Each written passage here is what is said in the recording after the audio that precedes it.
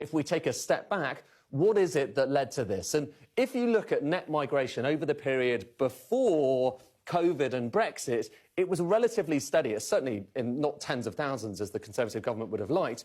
But look at what happened after those new Brexit rules came into force. Just look at these lines and how they changed.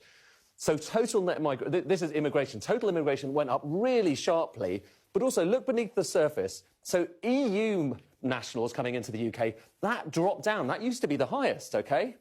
And then non-EU people has gone up incredibly sharply. And actually, interestingly, when you break that down and ask people where they come from and indeed what they're doing here, it's quite an interesting pattern, OK? So you've got, by far and away, the biggest is Indian nationals coming into the UK. Then you've got Nigerian, then Chinese, then Pakistani, then Zimbabwean. And these numbers, by the way, are bigger than any previous nationality, much bigger than Polish people coming into the UK, for instance. But look at the breakdown, OK? Those light blue bits, that's people coming in to study. The dark blue bits, people coming in to work. So there's a lot of light blue, a lot of people coming in to study. In fact, with Indians, you're talking about more than 50% of Indian nationals coming into the UK, 135,000, are students, not necessarily work visas. Final thing just to note, a lot of people have been asking the question, you know, how much of this is small boats? OK, remember, a lot of coverage on the news about small boats.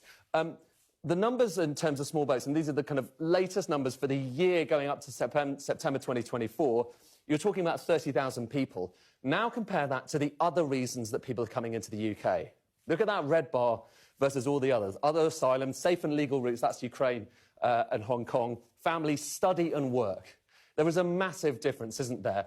And if you just stack them all up, one on top of the other, you can barely even see that sliver that's small boat. This is mostly a story of people coming into work, people coming into study, and then other routes as well. The big question, though, and it's still unanswered, is whether it's really now, finally, actually starting to come down.